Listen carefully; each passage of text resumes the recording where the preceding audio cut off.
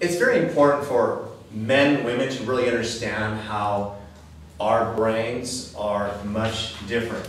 And I'm not actually saying this because I'm a guy. It's more that we have to be able to hold space for different genders. In other words, men can be very judgmental about how women become very emotional, and yet there's different aspects of the brain that actually makes them that way.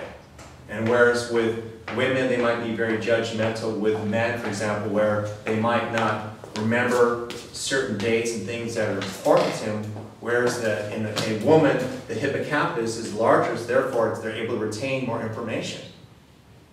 So, I mean, if you really knew how the male and female brain are different, you would be blown away.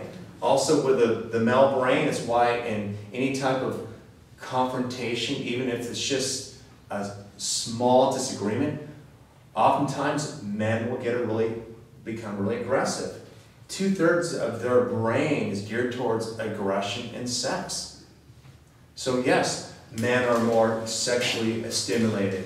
Also, their amygdala, which is actually is the part of the brain that actually triggers that arousal, it's far more stimulated in a man, whereas it's not in a woman. Therefore, men are more stimulated by, say, pornography, whereas women are not. Does that make it wrong or right or bad or good?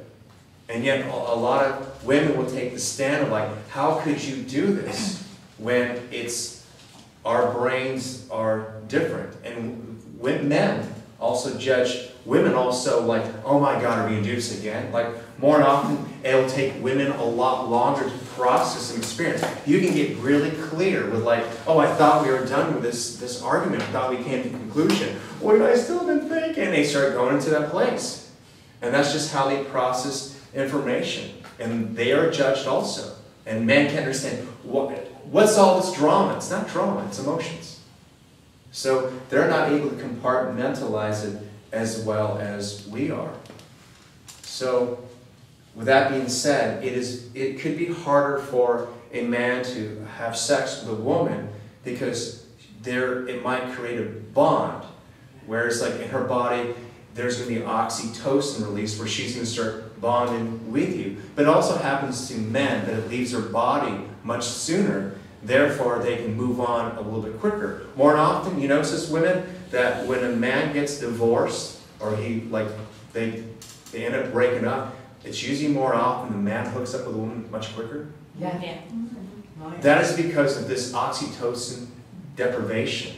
There's other neurochemicals that are wiped out very quickly, so they need that fix. Men are really afraid to be alone, and they don't like that feeling because in addition to having those that deprivation, those chemicals that used to make them feel good, they haven't probably developed that emotional self, therefore to understand it and communicate that with other men, whereas with women you have years of practice.